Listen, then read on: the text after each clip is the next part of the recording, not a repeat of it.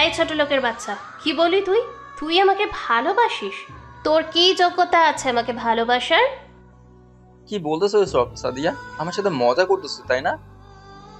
ওই ছোট লোক খ্যাত, তোর সাথে কিসের মজা করব রে? তুই কে রে যে তোর সাথে আমি মজা করব? তোর সাহস কি করে হলো আমাকে প্রেমের প্রস্তাব দেওয়ার? সাদিয়া, তুমি না কাল রাতে বললে আমি যেন তোমাকে ভালোবাসার কথা বলি সবার সামনে? এখন এমন রেগে আছো কেন? দেখো না তোমার কথা মতো গোলাপ ফুল আর তোমার দেওয়া সবকিছু পড়ে এসেছে। তোকে আমি আমার বন্ধু মনে করেছিলাম, আর তুই আমার বন্ধুত্বর মর্যাদা এভাবে দিলি? কোথায় আছে না, ছোট লোককে মাথায় তুলতে নাই, তারা ক্ষতি করবে, আর তুই সেটাই করলি। সাদিয়া, তাহলে এতদিন তোমার আমার মাঝে কি ছিল? এতদিন তোর আমার মাঝে কিছুই ছিল না, ছিল প্রতিশোধের আগুন। প্রতিশোধের আগুন মানে? মনে আছে একদিন এক ভিখারি মহিলার জন্য রাস্তার মাঝে আমাকে অপমান করেছিলি? মনে আছে? সেই মহিলার ক্ষতিপূরণের জন্য আমার আব্বু আম্মু দেওয়া জন্মদিনের স্বর্ণের চেনটা আমার গলা থেকে চোরের মতো ছিনিয়ে নিয়েছিলি? সেই সময় তো আমার মরে যেতে ইচ্ছে করছিল। মনে আছে তোর সে কথা? সাদিয়া, তার জন্য যত পারো আমাকে অপমান করো, সাজা দাও, তবু আমাকে ফিরিয়ে দো না। তোমাকে আমি এতটা ভালোবেসে ফেলেছি যে তোমাকে ভুলে যাওয়া আমার জন্য অসম্ভব। প্লিজ সাদিয়া। আজ আমার গার্লফ্রেন্ডকে নিয়ে রুম ডেট করতে যাচ্ছি। আসলে এটাকে রুম ডেট বলে না, প্রতিশোধ বলে। তা নিজেও ভেবে পাচ্ছি না। আমার মনে হচ্ছে আমি আমার গার্লফ্রেন্ড হালিমাতু সাদিয়ার উপর প্রতিশোধ নিতেছি। গার্লফ্রেন্ড বলাটাও ঠিক হবে না, মনে হয় এক প্রকার প্রাক্তন বলাও চলে। আমি গাড়ি নিয়ে সাদিয়ার বাসার সামনে চলে আসলাম। সাদিয়া আগে থেকেই বাইরে দাঁড়িয়ে আছে। আমি গাড়ি সাদিয়ার সামনে দাঁড় করালাম, আর সাদিয়া আমার সাথে সামনের সিটে বসলো। রুম ডেট করা কি খুবই জরুরি? তোমার যদি আমার প্রতি বিশ্বাস না থাকে বা কোনো সমস্যা থাকে তাহলে তুমি বাসার ভেতরে চলে যেতে পারো। না না, আমার কোনো সমস্যা নাই। আর তোমাকে এখন আমি অনেক বিশ্বাস করি, তাই তো আমি এখন তোমার সব কথাতে রাজি আছি। যা বলবে তাই করব।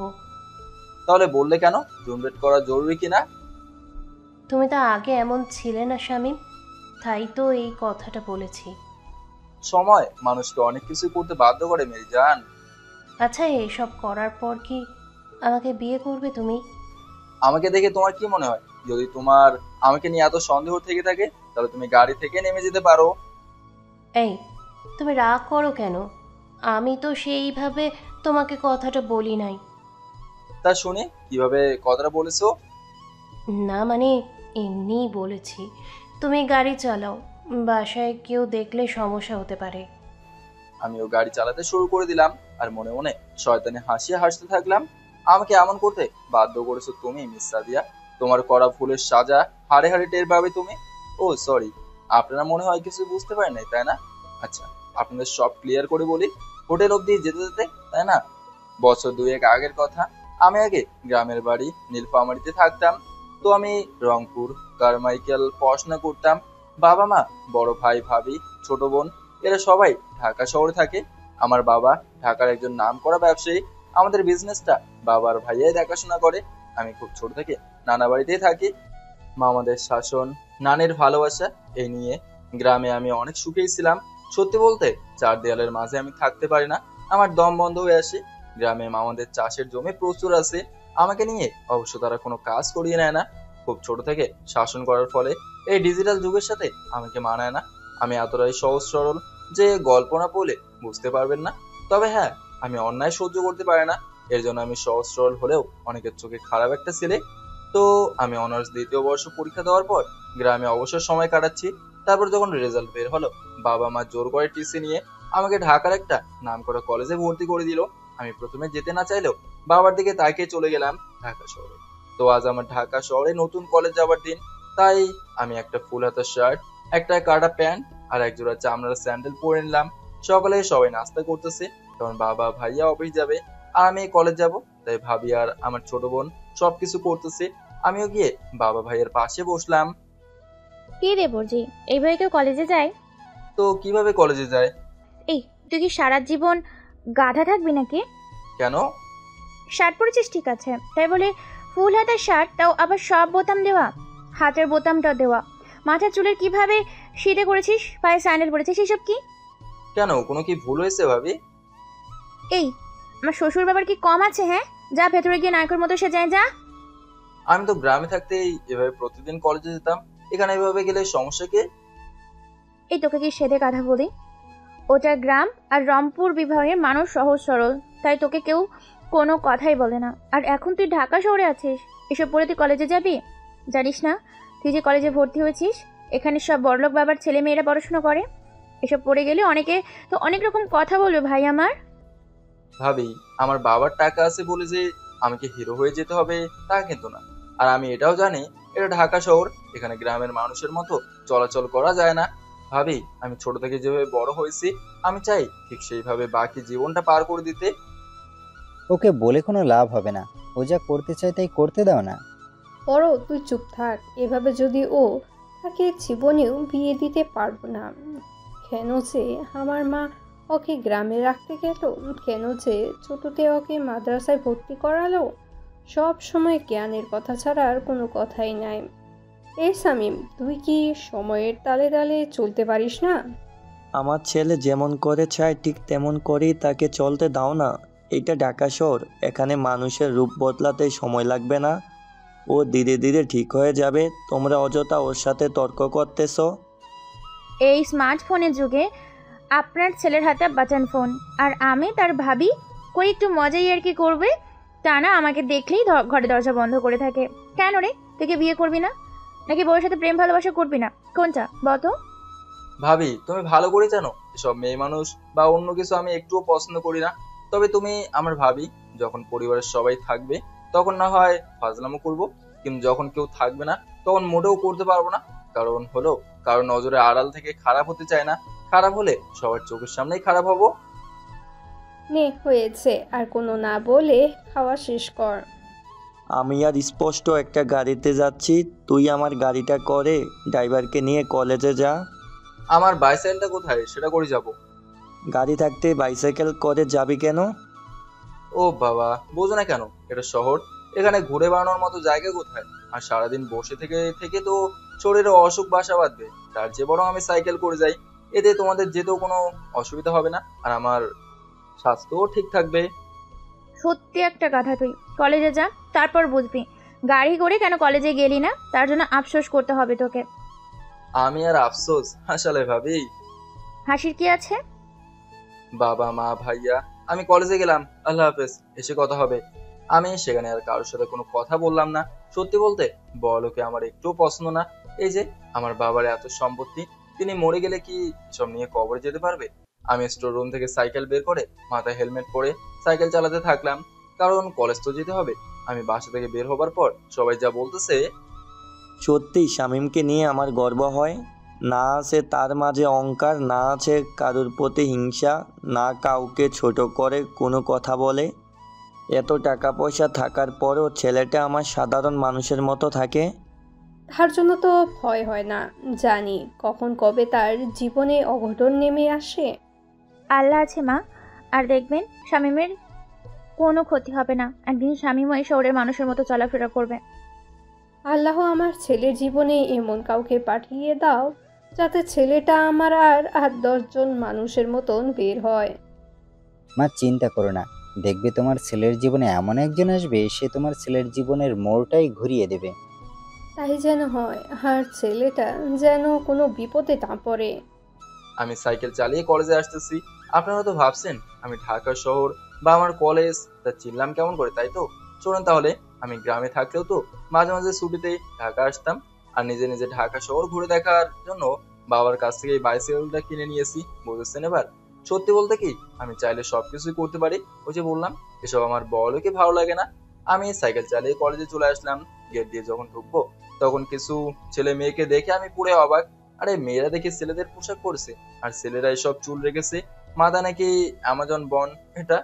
অনেকে দেখি গাড়ি বাইকে করে কলেজে আসতেছে। এই জন্য বুঝে ভাবি বলেছিল সে কথা বাসাতে, যে যেমন করে চলুক না কেন, আমি আমার মতো করেই চলতে চাই। যার যা ইচ্ছা, কেউ দুধ বেচে মদ খাক, আর কেউ বা মদ বেচে দুধ খাক, আমার কি? যার বাবা মা সন্তানকে যেমন শিক্ষা দেবে, তার সন্তান তো তেমন হবেই, এটাই স্বাভাবিক। কলেজ তো না, যেন এখানে মডেল প্রতিযোগিতা চলতেছে। আমি কারো দিকে না তাকিয়ে ক্লাসরুমে যেতে থাকলাম, কিন্তু আমার ক্লাসরুম কোনটা সেটাই তো চিনি না। তখন আমি একটা ছেলেকে জিজ্ঞেস করলাম 3য় বর্ষের ইসলামের ইতিহাসের ক্লাসরুম কোনটা। তখন ছেলেটা আমাকে 4র্থ তলার একটা রুম দেখিয়ে দিল। আমি তাকে ধন্যবাদ দিয়ে ক্লাসরুমে চলে এলাম। ক্লাসে ঢুকে দেখি তেমন কেউ ক্লাসে নাই, আর যারা আছে তারা গোল হয়ে হাসি মশকরাই করতেছে। আমি একটা ফাঁকা সিটে বসে গেলাম।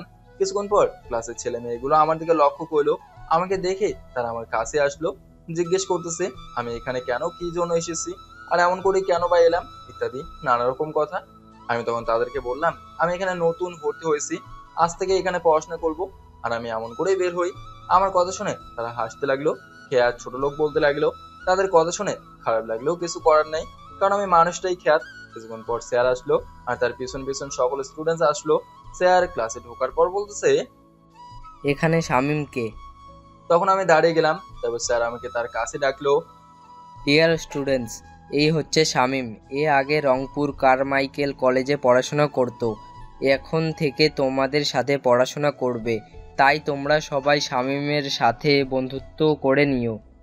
তখন একটা মেয়ে স্যারের কথা শুনে বলতেছে স্যার, এই খ্যাত মার্কা ছেলের সাথে করব বন্ধুত্ব? দেখতে কেমন হুজুর হুজুর লাগছে, মনে হয় কোনো মসজিদের ঝাড়ুদার। মেয়েটার কথা শুনে সবাই হো হো করে হাসতে লাগলো। মেয়েটার কথা শুনে আমার প্রচুর রাগ হলো।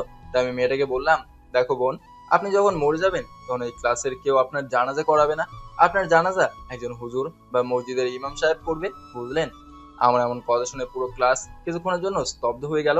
তারপর স্যার আমাকে আমার সিটে গিয়ে বসতে বললো। আমিও বাধ্য ছেলের মতো গিয়ে আমার আসনে বসে পড়লাম। স্যার ক্লাস করানো শুরু করে দিল। ক্লাস শেষ করে স্যার চলে গেল। স্যার চলে যাওয়ার পর সেই মেয়েটা আর একটা ছেলে আমার কাছে আসলো। আমি সরি, সত্যি আমি সেভাবে কথাটা বলি নাই।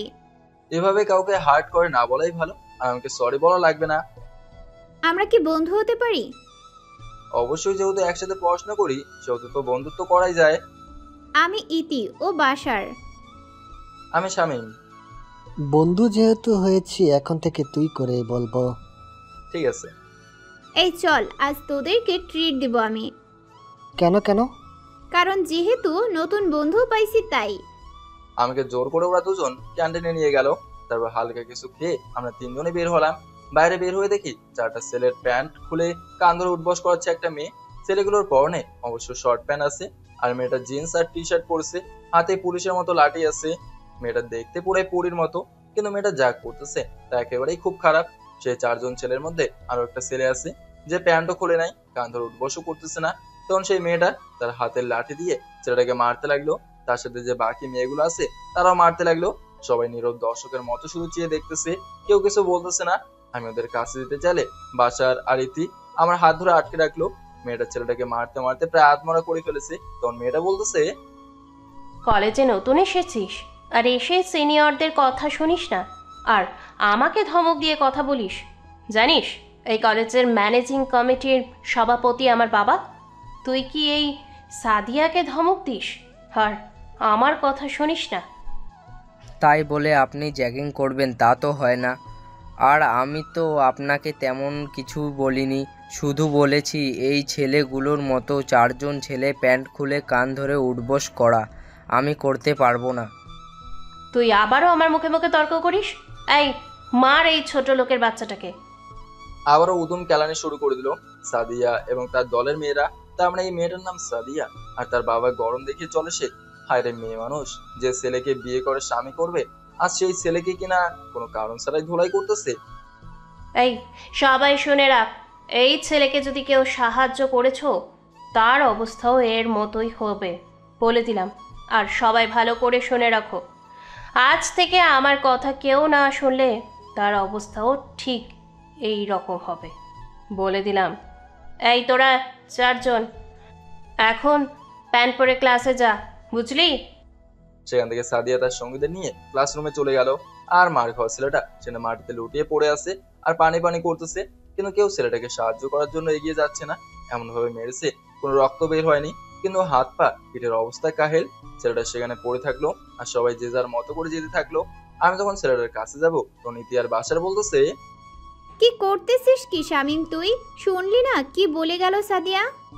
ওর কথা শুনে তো আর চুপ থাকতে পারে না। দেখ না ছেলেটা কেমন করে কাতরাচ্ছে পানির জন্য। তাতে তোর কি? এখানে তো আরো অনেকে আছে, কেউ তো যেতে চাচ্ছে না, তাহলে তুই কেন যাবি? আমি ওদের মতো কাপুরুষ নাকি একটা মেয়ের ধমক শুনে ভয় পেয়ে যাব? তুই কি জানিস সাদিয়া কতটা খারাপ একটা মেয়ে? তার সাথে 5-7টা ছেলে পারে না, সে ক্যারাটে জানে, বুঝলি? শুধু কি ক্যারেটে পড়া ছেলেদের মতো বের হয়? সে সিগারেট মদ সব খায়, আর তার সাথে বড় বড় মাস্তানের হাত আছে। আর ওর বাবা একজন বড় নেতা, বুঝলি? অন্যের ভালো করতে গিয়ে নিজের ক্ষতি ডেকে আনিস না। আর আজকে তোর প্রথম দিন, তোর ভাগ্য ভালো তুই ওই সাদিয়ার হাতে র্যাগিংয়ের শিকার হোসনি, বুঝলি? তোদের বলা শেষ হয়েছে? মানে? আমি এখন ওই ছেলেটাকে সাহায্য করব। তোরা যদি আমার সাথে আসতে চাস তো আয়, নাহলে দুজন হাতে চুরি পড়ে থাক। আমাদের মার খাওয়ার বা কলেজ থেকে বের হয়ে যাওয়ার কোনো ইচ্ছা নাই, তুই যেতে চাইলে যা। আমি দৌড়ে ছেলেটার কাছে গেলাম, তারপর ব্যাগ থেকে পানির বোতলটা বের করে ছেলেটাকে খাওয়াতে লাগলাম। তারপর ছেলেটাকে আস্তে করে তুলে দাঁড় করালাম। আমি আমার বাইসাইকেলটা নিয়ে আসলাম ছেলেটার কাছে। ছেলেটাকে কোনো রকম আমার সাইকেলে তুললাম। ভাই তোমার বাসা কোন দিকে? ভাই সামনে গিয়ে ডান দিকের মোড়ে আমার বাসা। তোমার নাম কি আর কোন বর্ষে পড়ো তুমি? আমার না শরীফুল, আর আমি প্রথম বর্ষের ছাত্র। আজ কলেজে প্রথম দিন ছিল। এখন আর কথা বলিও না ভাই, আর আমাকে ধরো একটু। আমি শরীফুলকে সাইকেলে তুলে সাইকেল চালাতে শুরু করে দিলাম। শরীফুলের শরীরে কালো দাগ বসে গেছে, তার হাতে লাঠির দাগ বসে আছে। তাহলে হাতে পায়ের কি অবস্থা হয়েছে একবার ভেবে দেখেন। কোন রকম ধীরে ধীরে সাইকেল চালিয়ে শরীফুলকে ওর বাসায় নিয়ে গেলাম। শরীফুলের বাসায় যাওয়ার পর ওর বাবা মা ভাই সবাই এগিয়ে আসলো। সবাই জিজ্ঞেস করতেছে কেমন করে শরীফুলের এমন হলো। তারপর শরীফুল ধীরে ধীরে সব বলে দিল। শরীফুলের মুখে এসব শুনে ওর বড় ভাই সেরকম খেপে গেল। আমি সেখান থেকে সাইকেল নিয়ে বাসে চলে আসলাম। হিরে বোর সাহেব, প্রথম দিন কি ক্লাস না করেই চলে আসলেন নাকি? ভাবি মস্কর রাখো তো, মা কোথায়? ওনার রুমে আছে। আর তুমি এত ঘেমে গেছো কেন? আর বলো না ভাবি, তারপর সব বললাম। খুব ভালো কাজ করেছো। আর ওই মেয়েটার সাথে সাবধানে থাকিস ভাই। ও নিয়ে ভাবতে হবে না। আমি আমার রুমে গিয়ে ব্যাগ রেখে ফ্রেশ হয়ে সাইকেল নিয়ে আবারও ঘুরতে বের হলাম। চার দেয়ালের মাঝে থাকতে কেমন যেন আমার দম বন্ধ হয়ে আসে। ঘোরাঘুরি করতে করতে সন্ধ্যা হয়ে গেল। আমি বাসে চলে আসলাম। এসে হাত মুখ ধুয়ে পড়তে বসে গেলাম। রাতে আবারও সবাই মিলে একসাথে খেতে বসলাম। বাবা, ভাইয়া, মা, তৃপ্তি, ছোট বোন। কলেজের প্রথম দিন কেমন কাটলো তা জানতে চাইলো। পরদিন আমি যথারীতি কলেজে চলে গেলাম। কলেজ গিয়ে সরাসরি ক্লাসে চলে গেলাম। যেহেতু কাউকে চিনি না, তেমন কিছু জানি না, আর ইতি বাসারও বাইরে নেই, তাই ক্লাসে চলে গেলাম। ক্লাসে ঢুকে দেখি ওরা আগে থেকেই ক্লাসে আছে। আমি গিয়ে বাসার পাশে বসে গেলাম। ওরা দুজন আমার দিকে কেমন করে তাকিয়ে আছে। কিরে তোরা দুজন আমার দিকে এমন করে তাকিয়ে আছিস কেন? কিছুক্ষণ আগে সাদিয়া তার গুন্ডার দলবল দিয়ে তোকে খোঁজ করতে আসছিল। ভাই তুই কলেজে আসতে গেলি কেন? কলেজে আসবো না কেন? সাদিয়া যে পরিমাণ রেগে আছে তাতে তোর আজ খবর করে ছেড়ে দিবে, বুঝলি? আরে স্যার তো সব তুই। কিছুক্ষণ পর স্যার ক্লাসে আসলো।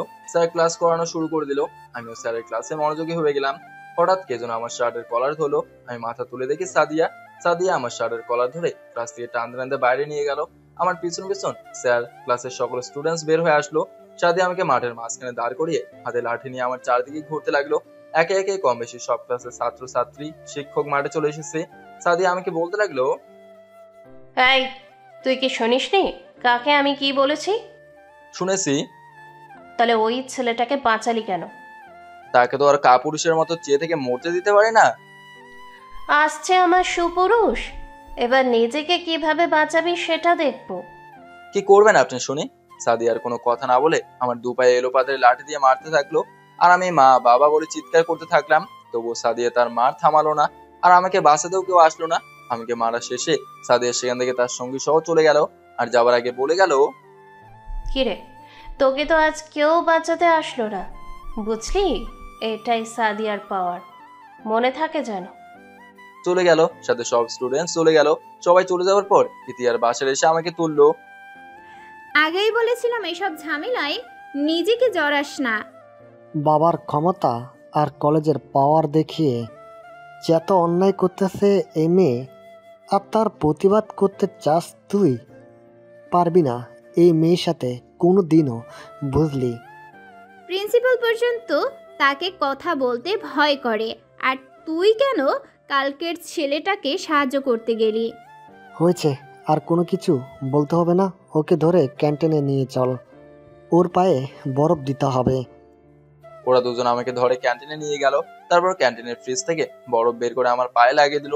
ছুটি হওয়ার পরও সেখানে আসি আমি, কারণ এই অবস্থায় বাসায় গেলে সমস্যা হতে পারে। শেষ বিকালের দিকে যখন পায়ের ব্যথা একটু কমলো, তখন ওদেরকে নিয়ে ক্যান্টিন থেকে বের হয়ে সাইকেল নিলাম। ইতি কারে করে চলে গেল, আর বাসার বাইকে করে চলে গেল। আমি যখন সাইকেল চালাতে যাব তখন পায়ে ব্যথা অনুভব করতেছি, তাই সাইকেল না চালিয়ে খুঁড়িয়ে খুঁড়িয়ে হেঁটে যেতে থাকলাম। যেতে যেতে সামনে ফার্মেসি দেখলাম, সেখানে কিছু ব্যথার ট্যাবলেট নিলাম। তারপর আবারও খুঁড়িয়ে খুঁড়িয়ে বাসায় চলে আসলাম। বাসায় ঢুকে দেখি মা আর ভাবি বসে আছে মাথায় হাত দিয়ে। আমাকে বাসায় ঢোকা দেখে দুজনে আমার কাছে দৌড়ে চলে আসলো। এতক্ষণ কোথায় ছিলি বাবা? আর আজ আসতে কেন এত দেরি হলো তোর? তোর ফোন বন্ধ কেন? আরে বাবা, কোথায় যাব, কলেজে ছিলাম, আর ফোনে মনে হয় চার্জ নাই, তাই বন্ধ হয়ে গেছে।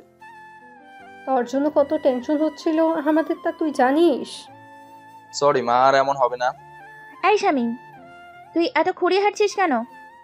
ওই সাইকেল করে আসতে গিয়ে একটা গর্তে চাকা পড়ে যায়, আর আমি সাইকেল থেকে পড়ে গিয়ে একটু ব্যথা পাইছি। কই দেখি দেখি, কোথায় লিখেছি তোর? তেমন কিছু হয়নি মা, সেরে যাবে। আসার সময় ওষুধ নিয়ে এসেছি।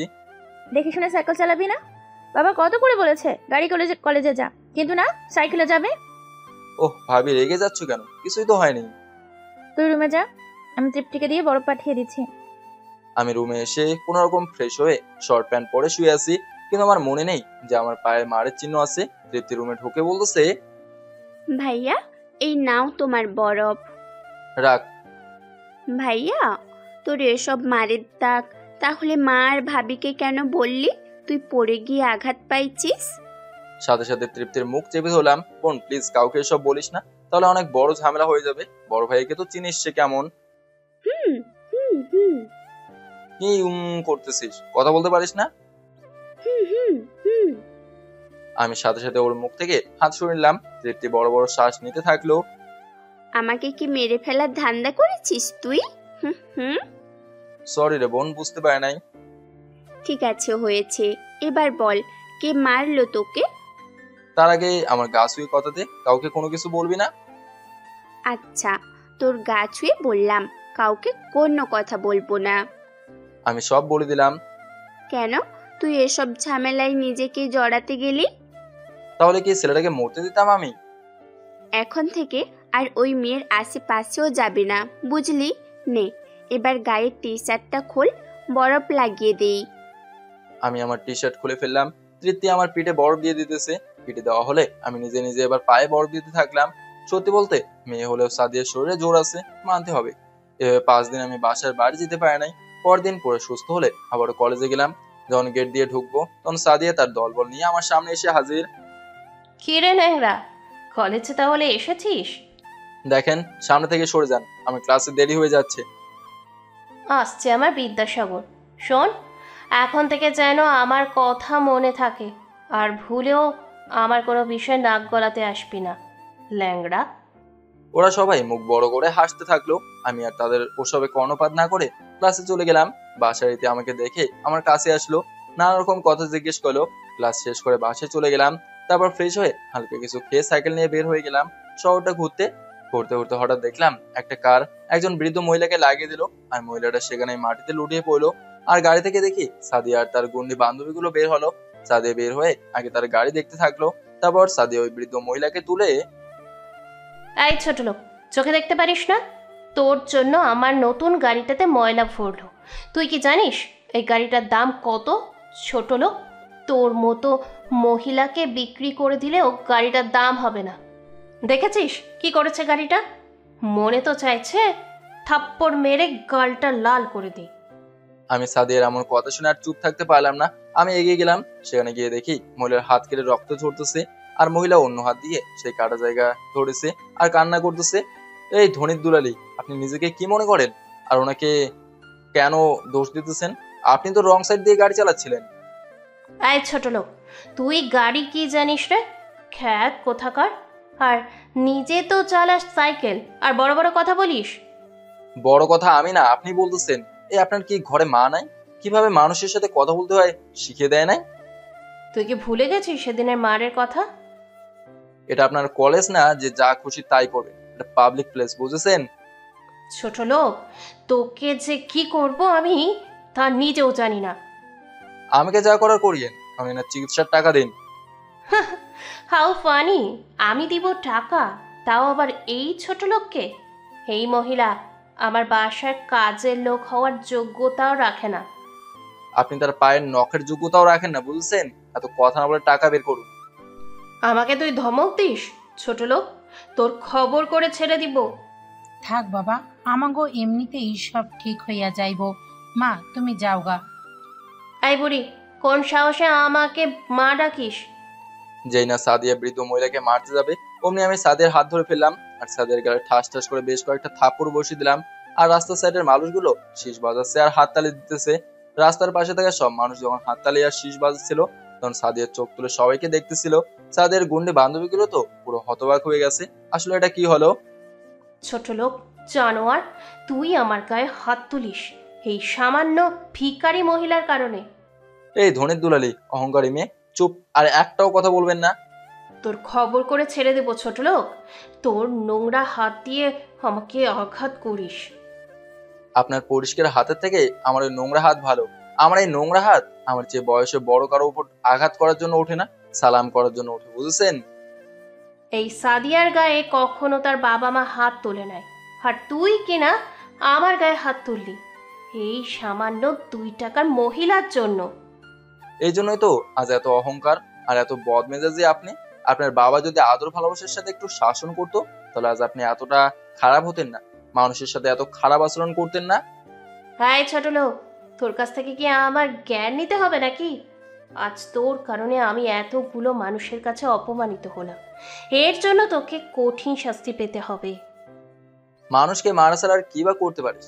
বাবা ভাইয়ের ক্ষমতার জোর ছাড়া আর কিছু করতেও পারবি না তুই। এর জন্য তোকে খুব বড় খেসারত দিতে হবে। এই চল তোরা, আজ এর জন্য আমার সম্মান নষ্ট হয়ে গেল। এই দাঁড়ান দাঁড়ান, আগে এই বৃদ্ধা মহিলার ক্ষতিপূরণ দিয়ে যান। দিব না? কি করবি তুই? কি করব দেখতে চাস? আমি জোর করে সাদের গলা থেকে ওর স্বর্ণের চেনটা খুলে নিলাম। এই যে এটা করলাম, এবার যেতে পারিস। এই, এটা আমার আব্বু আম্মু আমার জন্মদিনে দিয়েছে, তুই এটা কেন নিলি? দে আমার চেন ফিরিয়ে দে বলছি। জি না, এখন আসতে পারেন আপনি। তুই দিবি কি না সেটা বল। না দেবো না, যা করার করিস।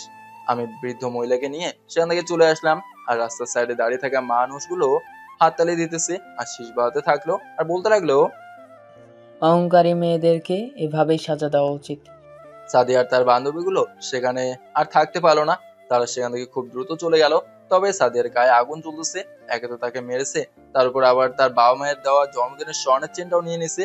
আর সাদিয়ার জীবনে প্রথম এতগুলো মানুষের সামনে অপমানিত হলো।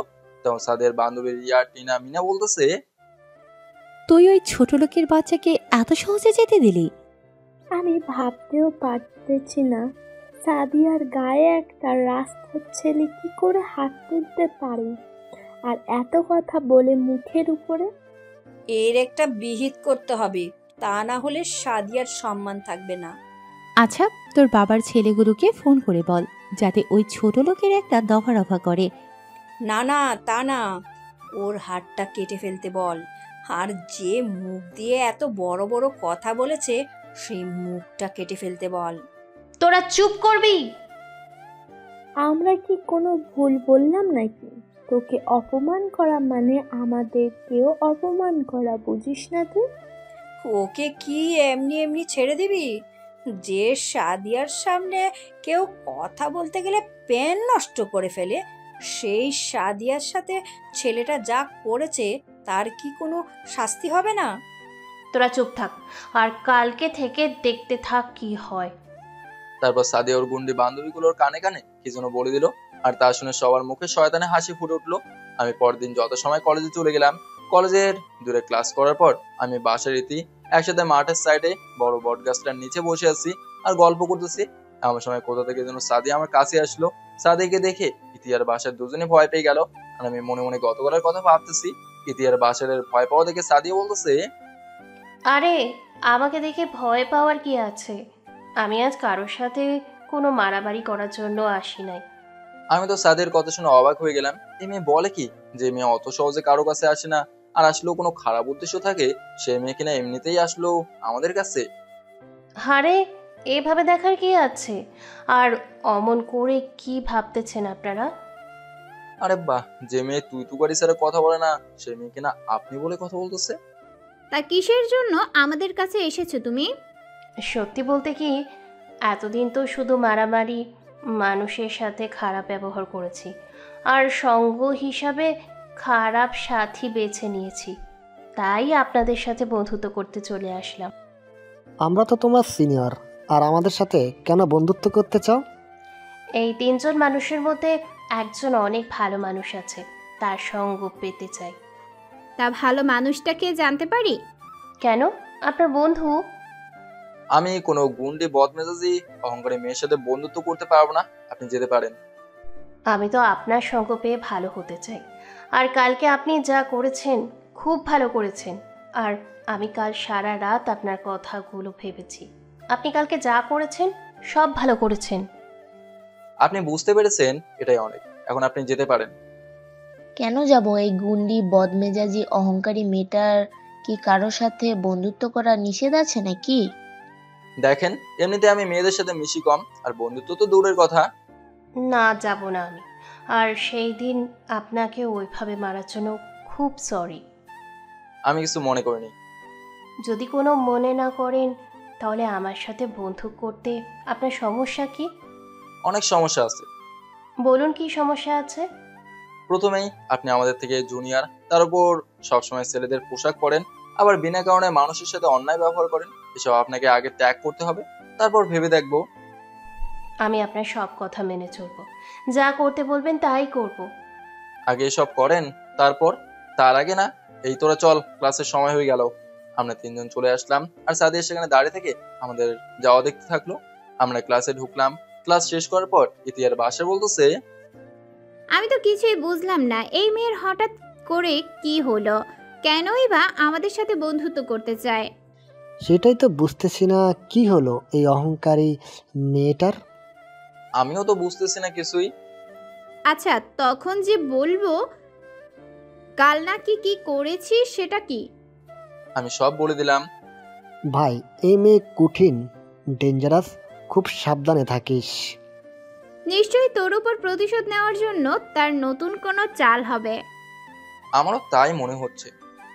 তাই তো বলি, যে মেয়ে তার মতো খারাপদের সাথে ছাড়া বন্ধুত্ব করে না, সেই মেয়ে কিনা আমাদের সাথে কেন আসবে বন্ধুত্ব করার জন্য? শামীম, খুব সাবধানে থাকতে হবে তোকে, বুঝেছিস? সব ক্লাস শেষ করে যখন বাইরে বের হলাম, তখন সাদিয়া আমাদের সামনে আবার আসলো। তোমার সমস্যা কি একটু আমাদেরকে বলবে? আমার কোনো সমস্যা নেই, আমি শুধু আপনাদের সাথে বন্ধু করতে চাই। কিন্তু আমরা 3 জনের কেউ চাই না আপনার সাথে বন্ধুত্ব করতে, বুঝেছেন? বললাম তো, আমি খারাপ সঙ্গ আর খারাপ সব কাজ ছেড়ে দিয়েছি। তাহলে আমার সাথে বন্ধু করতে সমস্যা কোথায়? কয়লা ধুইলে ময়লা তো যায় না, তাই না? এই কয়লা কিন্তু অনেক দামি একটা পাথর, বুঝেছেন? আমরা সাদিয়াকে পাশ কাটিয়ে চলে আসলাম। ইতিহার বাসার ওদের মতো করে চলে গেল। আমি আমার সাইকেল নিয়ে চলে গেলাম, কিন্তু সাদিয়া তার বাইক নিয়ে আমার পেছন পেছন আসতে লাগলো।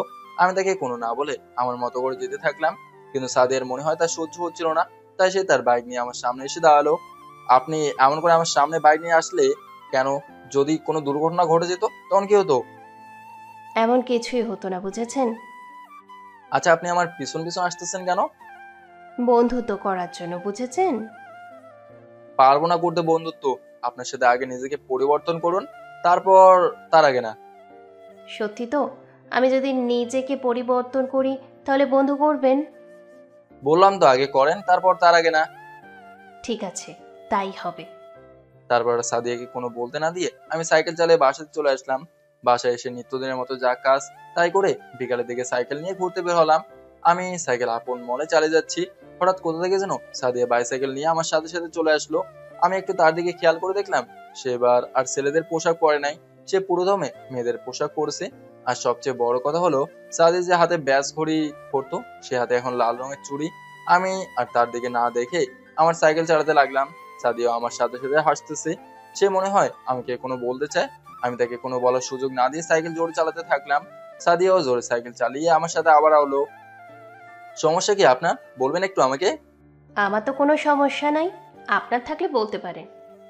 আমার সমস্যা আপনি বুঝেছেন? আমি আবার আপনাকে কি করলাম বলবেন আমাকে? আপনি আমার সাথে সাথে আসতেছেন কেন? কেন? আপনার সাথে কি যেতে মানা আছে নাকি? দেখেন, আমি এমনিতেও মেয়েদের সাথে মিশি না, আর আপনি আমার সাথে আসাতে আমার খুব অস্বস্তি লাগতেছে। আমি থাকলে সমস্যা কি? আর আমরা তো বন্ধু নাকি? কে বলেছে আমি আপনার বন্ধু? আর শোনেন, মেয়েদের থেকে আমি একটু দূরেই থাকি। কিছুদিন পর আমাকে ছাড়া তোর চলবে না। কি বলবেন কি আপনি আমাকে? বললাম আমি আপনার সাথেই যাব, আর এখন থেকে আমাকে বন্ধু মনে করা শুরু করে দিন। আপনি তো গরিব ছোট লোককে দেখতে পারেন না, তাহলে কেন ছোট লোকের সাথে মিশতে চান? যদি বুঝতেন তাহলে এমন করে কথা বলতেন না আমাকে। আমি কোনো বুঝতেও চাই না। যেদিন সত্যিকারের বাঙালি মেয়ে হতে পারবেন, ছেলেদের মতো আচরণ ছেড়ে দিতে পারবেন, সেদিন আমি আপনার সাথে বন্ধুত্ব করব, বুঝেছেন? আমি আর সাদিয়াকে কোনো না বলে ওকে ছেড়ে আমি সাইকেল চালিয়ে বাসায় চলে আসলাম। বাসায় এসে ফ্রেশ হয়ে উজু করে মসজিদে গিয়ে মাগরিবের নামাজ আদায় করে বাসায় এসে পড়তে বসে গেলাম। পড়াশোনা শেষ করে রাতের খাবার খেয়ে ঘুমিয়ে গেলাম। পরদিন সকালে ঘুম থেকে উঠতেই একটু দেরি হলো, তাই নাস্তা না করে সাইকেল বের করে কলেজের উদ্দেশ্যে রওনা হলাম। কলেজের গেটে যখন ঢুকতে যাবো, তখন সাদিয়া আমার পথ আটকালো। আমি যখন তাকে পাশ কাটে যাব, তখন সে আবারও তার দুই হাত প্রসারিত করে আমার পথ আটকালো। এই, আপনার সমস্যা কি বলবেন আমাকে? এভাবে কেন পথ আটকালেন আমার? আমার কোনো সমস্যা নাই। তাহলে পথ আটকালেন কেন আমার? কিসের জন্য আটকালাম তা বুঝি জানেন না? না, জানি না।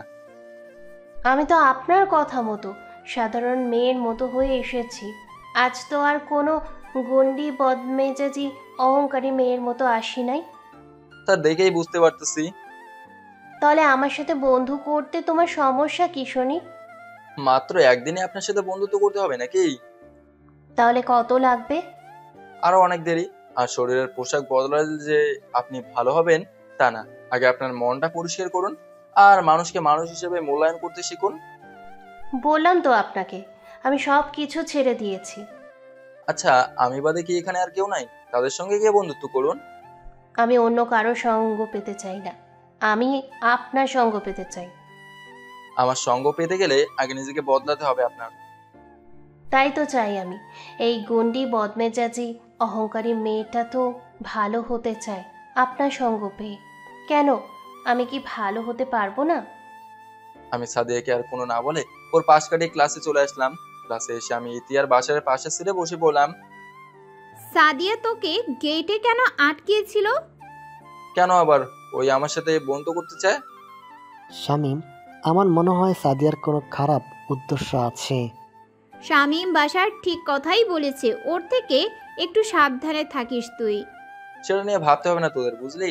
তারপর আরো কথা বলতে বলতে ক্লাসে স্যার এসে গেল। তারপর স্যার ক্লাস শেষ করে বের হয়ে যাওয়ার পর আমরা তিনজন ক্যান্টিনে চলে গেলাম। ওখানে গিয়ে হালকা কিছু খেয়ে নিলাম। আমাদের মতো আর অনেকেই ক্যান্টিনে আছে। হঠাৎ শুনতে পেলাম সাদিয়া আর তার গুন্ডি বন্ধুগুলো দুটো ছেলেকে ধরে মারতেছে। একজনকে জিজ্ঞেস করলাম তাদের কেন মারতেছে, তখন তারা বললো সাদিয়ার বান্ধবীকে প্রেমের প্রস্তাব দেওয়ার জন্য নাকি ইচ্ছা মতো মারতেছে। ছেলে দুটাকে এমন ভাবে মারতেছে তারা ওদের মার খেয়ে মাটিতে গড়াগড়ি খাচ্ছে। আর সাদিয়া ওদেরকে মানা করতেছে না মারার জন্য, কিন্তু তার বান্ধবীগুলো তার কোনো কথাই শুনতেছে না। এদের মারতেছি দেখে তোর এত দয়া হচ্ছে কেন শুনি? আর লাঠি তুই ও এদেরকে মার। এদের সাহস কি করে হয় আমাকে প্রেমপত্র দেয়ার? হয়েছে, আর মারিস না, মরে যাবে তো এরা। তোর এত দরদ হচ্ছে কেন রে? ছোট লোক কোথায় তোরা, আর কোথায় আমরা? আমাদেরকে প্রেমের প্রস্তাব করিস তোরা? আমাদের বাবার শহরের নামকরা ব্যক্তি আর বড় বিজনেসম্যান, আর তোরা হলি 2 টাকার মানুষ। তোরা কিনা প্রেম করতে চাস আমাদের সাথে? আমাদের হাত খরচের টাকা হলে তোদের মাসের খাবার হয়ে যাবে, আর তোরা কিনা এসেছিস প্রেম করতে। এরা 2 টাকার মানুষ হয়েছে বলে কি এদের ভালোবাসার কোনো অধিকার নাই? টাকা পয়সা দিয়ে কি প্রেম ভালোবাসা হয়? আর সামান্য প্রেমের কথা বলেছে বলে এনাদেরকে তোরা এভাবে মারবি? আরে তুই কবে থেকে ভালো হয়ে গেলি শুনি? তোর এত এদের জন্য দরদ হচ্ছে কেন? আগে আমি ভুল ছিলাম বলে এসব খারাপ ব্যবহার করেছি আমি। তা কবে থেকে ভালো হলি তুই? যবে থেকে ভালো হই না কেন, তোরা আর ভাইয়াদেরকে মারতে পারবি না। তা তোকে এত ভালো মানুষ করলো কে জানতে পারি? যার কারণে ভালো হই না কেন, ভালো তো হয়েছি। তো তার নামটা কি বল না, কে তোকে এত ভালো মানুষ করলো? শামীমের কারণে ভালো হয়েছি। আমার ভালো হওয়ার অনুপ্রেরণা শামীম। টিনা, মিনা, রিয়া তিনজনে আমার নাম শুনে হাসতে লাগলো, আর সব ছাত্রছাত্রী সাদিয়ার এমন কথা শুনে অনেক অবাক হয়ে গেল। নিধর লাঠি আর এদেরকে মার তুই। না, মারতে পারবো না, আর তোদেরকেও মারতে দিব না। তুই যদি আজ এদেরকে না মারিস তাহলে আজ থেকে তোর সাথে আমাদের সব সম্পর্ক শেষ, মনে রাখিস। তোদের মতো খারাপের সাথে থাকতেও চাই না আমি। দেখবো কে তোর সাথে আজ থেকে বন্ধুত্ব করে, কে তোর সাথে মিশে। তোরা না হলেও চলবি, আমি শামীমের সংস্পর্শে এসে ভালো হতে চাই। তোর সে আশা জীবনেও পূরণ হবে না, আর আমরা তা পূরণ হতেও দেব না। কি করবি তোরা শুনি? শামীম যাতে তোকে আরো খারাপ ভাবে সেই ব্যবস্থা করে দিব। প্লিজ তোরা এমন করিস না, আমি শামীমের সঙ্গ পেয়ে ভালো হতে চাই। ওই ছোট লোকটা তোকে এমন কি করলো যার কারণে ওর জন্য এত উতলা হয়ে যাচ্ছিস তুই? সেদিন না তোকে সবার সামনে অপমান করলো, ভুলে গেছিস? শামীম আমাকে অপমান করে নাই, আমার চোখ খুলে দিয়েছে। অত কথা রাখ, নে মার এদেরকে তুই। না, মারবো না, আর তোদেরকেও মারতে দিব না। তাহলে এদের বদল তুই মার খা। রিয়া, মিনা, টিনা যখন সাদিয়াকে মারবে সেই সময় আমি দৌড়ে গিয়ে আমার হাত দিয়ে মার ঠেকেলাম, আর ওদের হাত থেকে লাঠি কেড়ে নিলাম। তাদেরকে তিনজনে আমার উপর রেগে গেল, আর ওরা যখন আমাকে মারতে যাবে সেই সময় সাদিয়া আমার সামনে দাঁড়ালো, আর সবগুলো থাপ্পড় সাদিয়ার গালে পড়ে গেল। এই তোরা কি দেখিস মার ছোট লোকের বাচ্চাকে, ওর সাহস কি করে হলো আমাদের হাতের লাঠি কেড়ে নেওয়া? ওরা যখন আমাকে মারতে যাবে তখন সাদিয়া আমাকে ওর পিছনে রেখে ওদের সাথে মারামারি করতে লাগলো। এক সময় সাদিয়া ওদের হাতে মার খেতে থাকলো। আমি অনেক চেষ্টা করেছি ওদেরকে সারানোর, কিন্তু পারি নাই আমি। মারামারি যখন অন্যরকম রূপ নিতেছে সেই সময় প্রিন্সিপাল স্যার এসে ওদের মারামারি থামিয়ে দেয়। পুরো কলেজের সবাই অবাক হয়ে যায় আর সাদিয়া আর তার গুন্ডি বোনদের কাণ্ড দেখে। তারপর প্রিন্সিপাল স্যার যে যার ক্লাসে যেতে বললো, আর যে যার মতো ক্লাসে চলে গেল। এটা কি হলো শামীম? সত্যিই দেখি সাদিয়া ভালো হয়ে গেছে। আমারও তাই মনে হচ্ছে। কিছুই তো বুঝলাম না কেন সাদিয়া তার এত কাছের বন্ধুদের সাথে শত্রুতা শুরু করে দিল। কেন এবার সে আমাদের সাথে বন্ধুত্ব করতে চায়? কেন এবার আমাদের সঙ্গ পেতে চায়? আমার মন বলতেছে সাদিয়ার মনে ওসব গুন্ডাগিরি ছেড়ে দিয়েছে। আমার মনে হচ্ছে সাদিয়ার সাথে বন্ধুত্ব করা যায়। এত তাড়াতাড়ি উতলা হয়ে পড়িস না, মাত্র 2 দিনে তাকে বিশ্বাস করা ঠিক হবে না। আরো কিছুদিন যাক, যদি সে আবারও তার আগের রূপ দেখায় তখন কি করবে? এটা অবশ্য ঠিক বলেছিস। আমরা কথা বলতে বলতে ম্যাডাম ক্লাসে ঢুকে গেল। আমরা সবাই ক্লাসে মনোযোগী হলাম, কিন্তু আমি ক্লাসে মনোযোগী হতে পারলাম না। কেন জানি বারবার সাদিয়ার কথা মনে পড়তেছে। সত্যি কি সাদিয়া ভালো হতে চায়, নাকি এর মাঝেও কোনো কারণ আছে? ক্লাস শেষ করে আমরা বাইরে বের হলাম, তারপর যে যার মতো করে চলে গেলাম। আজকেও সাদিয়া তার বাইক নিয়ে আমার পেছন পেছন আসতেছে। আমার কেন জানি তার এই আশাটা সহ্য হচ্ছে না। যদি সে আমার ক্লাসমেট কিংবা ফ্রেন্ড হতো তাহলে একটা কথা ছিল। আপনার সমস্যা কি বলেন তো? এভাবে আমার পিছু নিয়েছেন কেন? আপনার সাথে বন্ধু করতে চাই বলেই তো আপনার এত কাছাকাছি থাকি। আমি চাই না, বোঝেন না কেন আপনি? এই খারাপ মেয়েটা কি ভালো হতে পারে না? আর আপনার কারণে যদি ভালো হতে পারি, আপনার সাথে থেকে যদি আরো ভালো কিছু শিখতে পারি, জানতে পারি। আমি ছাড়াও তো আরো অনেকে আছে, তাদের কাছে যান, তাদের সাথে বন্ধুত্ব করেন। তারা আপনাকে আমার চেয়েও বেশি সঙ্গ দেব, বেশি বেশি উপদেশ দিবে। তাহলে তখন কলেজে ওদের হাত থেকে আমাকে বাঁচালেন কেন? দেখেন, আমি অন্যায় সহ্য করতে পারি না, আর ওই জায়গায় আপনি ছাড়া যদি অন্য কেউ হতো তাহলে তাকেও বাঁচাতাম। ও, তার মানে আমাকে করুণা করে বাঁচিয়েছেন, আমাকে বন্ধু মনে করে বাঁচান নাই। ঠিক আছে, সরি, আপনাকে বিরক্ত করবো না আর। আমাকে আর কোনো বলতে না দিয়ে বাইকের গিয়ার বাড়িয়ে সাদিয়ে চলে গেল। এই হলো মেয়েদের সমস্যা, বলবেন একটা আর বুঝবে আরেকটা। ছেলেরা কি বোঝাতে চায় আর মেয়েরা কি বোঝে।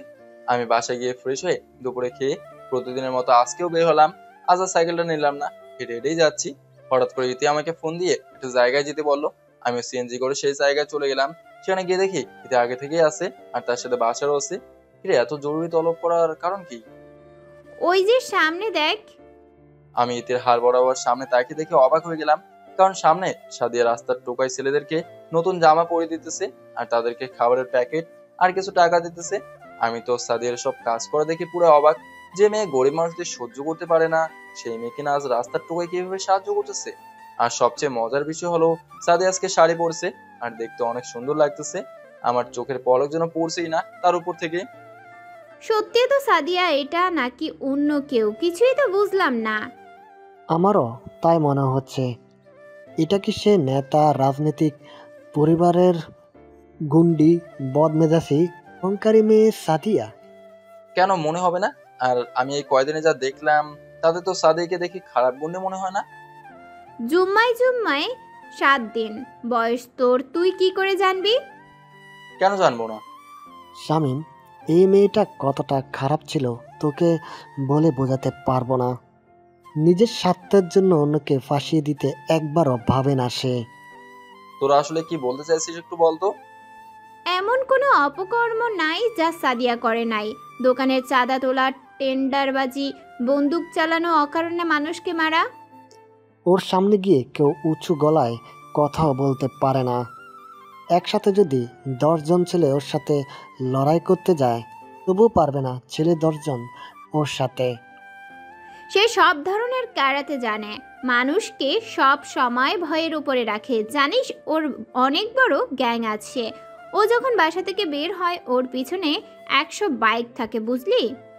ওর বাবা এই শহরের নামকরা রাজনৈতিক নেতা।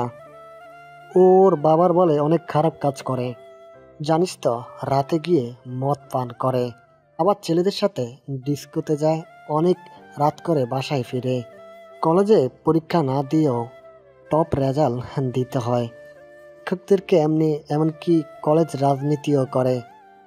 তাই তো সাদিয়াকে সবাই ভয় করে চলে। আর সাদিয়ার চেয়েও সাদিয়ার ভাই দুইটা অনেক খারাপ। দিনে দুপুরে মানুষ খুন করতেও ওদের হাত কাঁপে না। এই সাদিয়াকে দেখে কি তোদের মনে হয় সাদিয়া খুব খারাপ, গুন্ডি, বদমেজাজি, অহংকারী মেয়ে?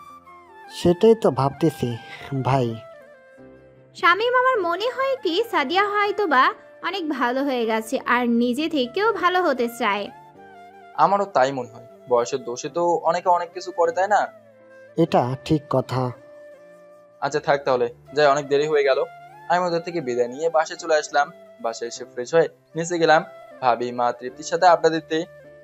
আম্মা আর চাঁদ কোন দিকে উঠেছে? আমিও সেটাই ভাবতেছি।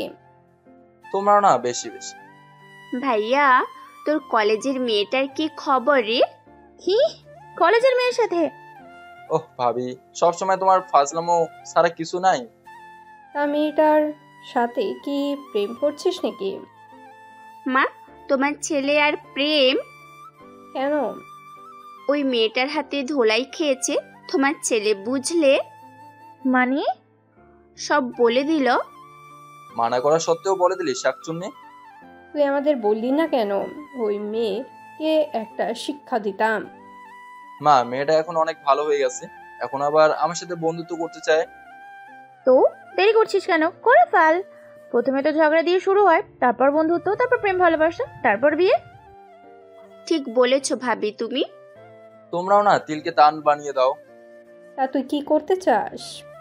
তোমরা তো জানো আমি মেয়েদের সাথে তেমন একটা মিশি না। আর ওই মেয়েটা আমার সঙ্গ চায়। সে নাকি তার সব খারাপ কাজ ছেড়ে দিতে চায়, ভালো হতে চায়। তো এখন তোমরাই বলো, ওই মেয়েটার সাথে কি আমি এখন বন্ধুত্ব করব?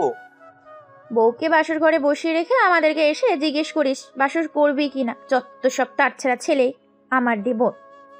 ভাবি, তোমরা ভালো করে জানো আমি কোনো কাজ করতে গেলে প্রথমে তোমাদেরকে জানাই। তুই একটু ওই দিকে যা, আমরা আগে একটা সিদ্ধান্ত নিই। আমি মার কথা মতো ওদের থেকে দূরে গেলাম। ওরা কি বলতেছে আমি শুনতে পারতেছি না, তবে আপনারা শুনুন। বৌমা, আমার মনে হয় কি এইবার সাবিবকে ঠিক করার জন্য এই মেয়েটার দরকার। আমারও তাই মনে হয়।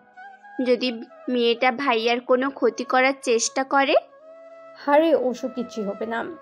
আর মেয়েটা যেহেতু গুন্ডি, তাহলে তো ওই আমার সহজ সরল ছেলেটাকে ঠিক করতেই পারবে। আমারও তাই মনে হয়। আর তখন দেখবেন শামীমকে আর আমাদের কোনো বলা লাগবে না। মেয়ের সাথে থাকতে থাকতে এমনিতেই ঠিক হয়ে যাবে। এমন পোশাকও পরবে না, এমন অগোছালোও থাকবে না। তোমরা ভেবে বলছো তো? যদি আমার ছোট ভাইয়ার কোনো হয়ে যায় তখন? শামীম, এমন কিছুই হবে না, আমরা আছি না। আর কোনো হলেও তো আমাদেরকে জানাবে, বুঝেছিস? এইদিকে আয় তুই। আমিও আবার ওদের কাছে গেলাম। আমাদের মনে হয় কি জানিস, যেহেতু তুই ভালো আর মেয়েটা খারাপ থেকে ভালো হতে চাই, সেহেতু মেয়েটার সাথে বন্ধুত্ব করতে পারিস।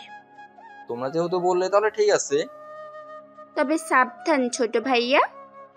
রাতে বাবা ভাই অফিস থেকে আসলে আমরা সবাই একসাথে বসে খাবার খেলাম। আমি রুমে শুয়ে শুয়ে সাদিয়ার কথা ভাবতেছি, সত্যি কি সাদিয়া ভালো হয়ে গেছে নাকি এসব তার অভিনয়? না না না, অভিনয় হতে যাবে কেন? সে যদি অভিনয় করতো তাহলে আমার কারণে কেন তার বান্ধবীর সাথে সম্পর্ক নষ্ট করবে? বুঝলাম না আজ কেন এমন হচ্ছে। আজ কেনই বা সাদিয়ার কথা ভাবতেছি। আজ আবার শাড়িতে সাদিয়াকে অনেক সুন্দর লাগছিল, আর সাদিয়া দেখতে অনেক সুন্দর। আজ রাতে সাদিয়াকে নিয়ে ভাবতে ভাবতেই ঘুমিয়ে গেলাম। সকালে ঘুম থেকে উঠে নাস্তা করে সাইকেল বের করে কলেজে চলে গেলাম। আজ আর গেটে সাদিয়া আমাকে আটকালো না। কলেজের চারদিকে চোখ বুলিয়ে সাদিয়াকে খুঁজতে থাকলাম। না, কোথাও সাদিয়াকে পেলাম না। তাই আর সাদিয়াকে না খুঁজে ক্লাসে চলে গেলাম। দূরে ক্লাস করার পর ইতি, আমি, বাসার তিনজন ক্যাম্পাসে আসলাম। বাইরে থেকে সাদিয়া একাই মনমনা হয়ে এক জায়গায় বসে আছে। আজ তার সাথে তার বান্ধবীগুলো নেই। তার মানে সাদিয়া ওর খারাপ বান্ধবীগুলোর সঙ্গ ত্যাগ করেছে। প্রতিদিন সাদিয়া একাই থাকে। এখন আর সাদিয়া কারোর সাথে মেশে না, কথা বলে না, কাউকে বিনা কারণে গায়ে হাতও তোলে না, আমাকেও আর বিরক্ত করে না, সবসময় চুপচাপ থাকে। কলেজে আসলে একাই একাই বের হয়, যেখানে যায় একাই যায়, একাই একাই বসে থাকে, নিয়মিত ক্লাস করে, পড়াশোনা করে। আগের মতো ছেলেদের পোশাক পরে না। মাঝে মাঝে দেখা যায় অন্ধ প্রতিবন্ধী মানুষকে রাস্তা হতে সাহায্য করে, গরিব মানুষকে অর্থ দিয়ে সাহায্য করা, রোগীর চিকিৎসার টাকা দেওয়া, সবার সাথে ভালো ব্যবহার করা। এখন বলতে গেলে তার মাঝে সে আগের গুন্ডি অহংকারে ভাবগুলো নাই। তো সেদিন আমি ইতি বাসায় ক্লাস শেষ করে যখন বাসে যাব, সেই সময় দেখতেছি ওর বান্ধবীগুলো ওকে নানা রকম কথা শোনাচ্ছে। কিরে, বলেছিলাম না তোর সাথে কেউ বন্ধুত্ব করবে না? একা একা কি তোর সময় কাটে এখন? খুব বলেছিলি সামিমের সংস্পর্শে এসে তুই ভালো হবি।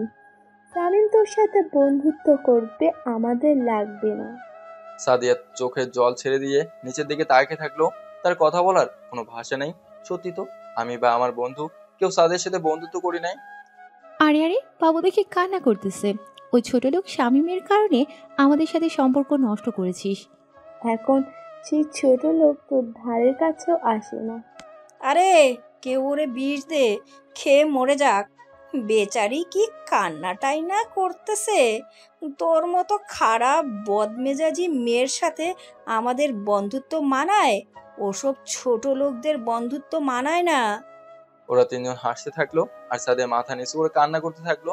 তখন ইতি আর বাদশা বলতেছে, শামীম, এটাই উত্তম সময় সাদিয়ার সাথে আমাদের বন্ধুত্ব করার আর ওই খারাপ গুন্ডি মেয়েগুলোর কথার জবাব দেওয়ার। ইতি ঠিক বলেছে শামীম, চল আমরা ওদের কাছে যাই। এবার পুরো বিশ্বাস হচ্ছে সাদিয়া অনেক ভালো হয়ে গেছে। আমিও তো সেটাই ভাবতেছি। আমরা তিনজন ওদের কাছে চলে গেলাম আর ওরা আমাদের দেখে কেমন করে তাকিয়ে থাকলো। কে বলেছে আমরা সাদিয়ার সাথে বন্ধুত্ব করি নাই? আজ থেকে সাদিয়া আমাদের ফ্রেন্ড, বুঝেছিস তোরা? সাদিয়া এবার মাথা উঁচু করে ছল ছল চোখে আমার দিকে তাকালো। শোনেন, সাদিয়া ওদের বলে দেন আজ থেকে আমরা আপনার বন্ধু আর আপনার সাথেই আছি। সত্যি না আমাকে বোঝানোর জন্য বলতেছেন? সত্যি বলতেছি। এবার তোমরা যেতে পারো, বড়লোকের দামাগি মেয়েরা। ওরা আর সেখানে থাকলো না, ওরা চলে গেল। যদি বন্ধু হই তো আপনি করে বলছেন কেন? আচ্ছা ঠিক আছে, তুই করে বলবো। হ্যাঁ, আজ থেকে কোনো আপনি নয়, শুধুই তুই, ঠিক আছে? হ্যাঁ ঠিক আছে। তাহলে আমার একটা রিকোয়েস্ট আছে। কি রিকোয়েস্ট? যেহেতু আমি তোদের দলে নতুন, তাই আজ আমি তোদেরকে ট্রিট দিব। না করতে পারবি না? বন্ধু বন্ধুকে ট্রিট দিবে, এতে না করার কি আছে? অনেকদিন কারো ট্রিট খাই না, আজ তাহলে পেট ভরে খাওয়া যাবে। কিন্তু যাবো কিসে? তুই আমার বাইকে আর ইতি বাসারের বাইকে যাবে। আমার সাইকেল? রাখ তোর সাইকেল, এসে নিয়ে নিস, বুঝলি? আমার কারও তো থাকতেছে। আচ্ছা চলো তাহলে। আমি সাদিয়ার বাইকের পেছনে উঠলাম। জীবনে প্রথম কোনো মেয়ের সাথে যাচ্ছি, তাও আবার বাইকে। কোনোদিন কোনো মেয়েকে আমরা সাইকেল তুলি নাই। আজ সেই আমি কিনা একটা মেয়ের বাইকে উঠলাম, আর সেই মেয়ে কিনা বাইক চালাবে। ইতি বাসারের বাইকে উঠলো। একসাথে দুজন বাইক চালাতে শুরু করে দিল। নিজেকে পুরুষ ভাবতেও কেমন যেন লাগতেছে। তার কারণ তো বুঝতে পারতেছেন, ছেলে হয়ে মেয়ের বাইকের পেছনে উঠেছি। আমার চেয়ে ওদের তিনজনকে দেখতে অনেক সুন্দর লাগতেছে, কারণ ওদের পোশাক, হেয়ারস্টাইল সব মিলিয়ে অনেক সুন্দর দেখতে। আর আমি আজও সেই গ্রামের ছেলেদের মতো করে বের হই। বাইক সুন্দর করে চালিয়ে নিয়ে গেল। সাদিয়া ভাবতে পারেনি সাদিয়া এত সুন্দর বাইক চালাতে পারে। আমরা একটা রেস্টুরেন্টে এসে পৌঁছলাম।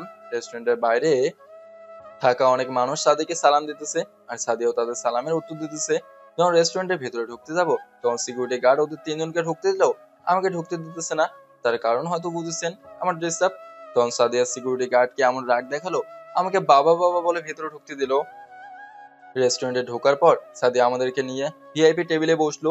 ইতিয়ার বাসার পাশাপাশি বসলো, আমি আর সাদিয়া পাশাপাশি বসলাম। রেস্টুরেন্টে আসা অনেক মানুষ আমার দিকে কেমন করে তাকিয়ে থাকলো। আমি সেসবে চোখ দিলাম না, কারণ মানুষের ধর্মই এমন যে ভালো পোশাক আশাক পরবে সে সমাজের মানুষের চোখে সম্মান পাবে। আমি শহরের মানুষকে খুব ভালো করে চিনি, এরা টাকার পোশাক চেনে, মানুষের ভদ্রতা কিংবা ভালো মন খোঁজে না। সাদিয়া ওয়েটারকে অর্ডার দেয় তার পছন্দের খাবার নিয়ে আসার জন্য, আর ইতি বাসার ওদের পছন্দ মতো অর্ডার করলো, আর সবাই সবার পছন্দ মতো অর্ডার করা খাবার খেতে লাগলো। আমি শুধু বিরিয়ানি অর্ডার দিলাম, সবাই চামচ বা অন্য কিছু ব্যবহার করে অর্ডার করা খাবার খাচ্ছে, আর আমি আমার হাত দিয়ে তুলে খাবার খেতেছি। তা দেখে রেস্টুরেন্টে আসা মানুষগুলো হাসাহাসি করতেছে, আর ছোট লোক খেয়াল এসব বলতে লাগলো, সাথে বলতে লাগলো এসব আনসোশ্যাল মানুষকে কেন যে এত বড় রেস্টুরেন্টে ঢুকতে দেয়, এদের তো রাস্তায় খাবার খাওয়া অভ্যাস। শামিম, তোর কি জ্ঞান বুদ্ধি কোনোদিন হবে না? কেন? রেস্টুরেন্টে এসে কেউ এভাবে হাত দিয়ে খাবার খায়?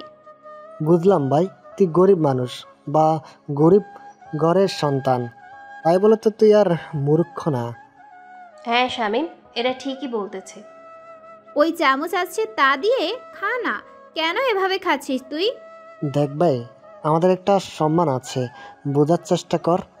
আর দেখ আশেপাশের মানুষ কত কি বলতেছে। সবাই একটু আমার কথা শুনবেন। কি শুরু করে দিলি তুই? আচ্ছা, আল্লাহ হাত মানুষকে কেন দিয়েছে? আর এই ডান হাতে খাবার খাওয়ার সুন্নত, আর আমাদের শেষ নবী মুহাম্মদ সাল্লাল্লাহু আলাইহি ওয়াসাল্লাম ডান হাতেই খাবার খেতেন, আর আমি এই ডান হাত দিয়ে খাবার খেয়ে তৃপ্তি অনুভব করি আর আল্লাহর কাছে শুকরিয়া আদায় করি। জানেন তো, যাদের হাত নেই তারা কিন্তু আপনাদের মতো অহংকার করে খাবার খেতে পারে না। সুতরাং আমার হাত থাকতে আমি কেন আপনাদের মতো বড়লোকে দেখাবো? আর আল্লাহ এই খাবার খাওয়ার জন্য আমাদের হাত দিয়েছে। কিয়ামতের দিন এই হাতের আঙুল সাক্ষী দেবে, এই কথাটা মনে রাখিয়েন। আজ বেঁচে আছেন, কালকে মরতেও পারেন, বুঝেছেন? অতএব কারো পোশাক আর হাত দিয়ে খাবার খেলে কেউ ছোট লোক আর খ্যাত হয় না, মনে রাখবেন। আর শোনেন, প্রকৃত শিক্ষিত যারা তারা হাত দিয়েই খাবার খায়। সবাই এক মুহূর্তের জন্য স্তব্ধ হয়ে গেল আমার কথা শুনে। আচ্ছা বলেন তো, হাত দিয়ে খাবার খেলে তৃপ্তি মেলে, চামচ দিয়ে খাবার খেলে তৃপ্তি মেলে? এই সমাজের মানুষগুলো এমনই, তারা নিজেকে শিক্ষিত আর বড় প্রমাণ করার জন্য আল্লাহর দেওয়া হাত দিয়ে খাবার না খেয়ে চামচ দিয়ে খাবার খায়। তার মানে কি তিনি আল্লাহকে বিশ্বাস করেন না? তার কাছে সমাজ ব্যবস্থা এটাই বড়, তার কাছে পরকালের ভয় নাই। সরি রে, বুঝতে পারি নাই। আমিও সরি শামিম, প্লিজ মন খারাপ করিস না। আসলে এসবের কিছুই জানতাম না আমি, সরি। আরে বন্ধুত্বের মাঝে কিছু সরি? আমি এসব বিষয় নিয়ে মন খারাপ করি না। এখন এসব বাদ দিয়ে খাওয়া শুরু কর। আমার যেতে দেরি হলে বাসায় চিন্তা করবে সবাই। সবাই খাওয়া শেষ করে রেস্টুরেন্ট থেকে বের হলাম, আর খাওয়ার বিল সাজিয়ে দিল। আমি আবারও সাদের বাইকে উঠলাম, আর ইতি বাসার বাইকে উঠলো। আমরা কলেজে চলে আসলাম। আমি আমার সাইকেল নিলাম, আর ইতি ওর বাবার কার নিল। তারপর বাসার ইতি আমাকে বিদায় জানিয়ে চলে গেল। তুই কি প্রতিদিন বিকালে ঘুরতে বের হোস? হ্যাঁ, কিন্তু কেন? তাহলে আজ থেকে আমিও তোর সাথে ঘুরতে বের হব। আচ্ছা, সমস্যা নেই। কিন্তু আমার সমস্যা আছে। কি সমস্যা? তোর সাইকেল নিতে পারবি না, আমরা বাইকে করে ঘুরবো। সাইকেলে ঘুরলে সমস্যা কি? কোনো সমস্যা নেই, আগে আমরা বাইকে করে ঘুরবো, তারপর সাইকেলে ঘুরবো। আমি তোর সাথে বাইকে ঘুরতে পারবো না। কেন? তুই মেয়ে হয়ে বাইক চালাবি আর আমি তোর পিছনে থাকবো, তা দেখলে মানুষ হাসাহাসি করবে। আর আমি মেয়েদের সাথে এমনিতেও কোথাও যাই না। শোন, তোকে আমি 2 দিনের মধ্যে বাইক চালানো শিখিয়ে দেবো। আর কথা হলো, আমি তোর এখন বন্ধু, একজন বন্ধু আর একজন বন্ধুর সাথে বের হতেই পারে, বুঝেছিস? তা ঠিক, কিন্তু কোনো কিন্তু চলবে না। বিকালে এই জায়গায় চলে আসিস, বুঝলি? আমি গেলাম, আর সাবধানে বাসায় যাবি। আচ্ছা, আল্লাহ হাফেজ। আমি আর সাদিয়া দুজন কলেজ থেকে বের হয়ে আসলাম। সাদিয়া গেল একদিক দিয়ে, আর আমি গেলাম আরেক দিক দিয়ে। বাসায় এসে ভাবি মা তৃপ্তিকে সব বলে দিলাম।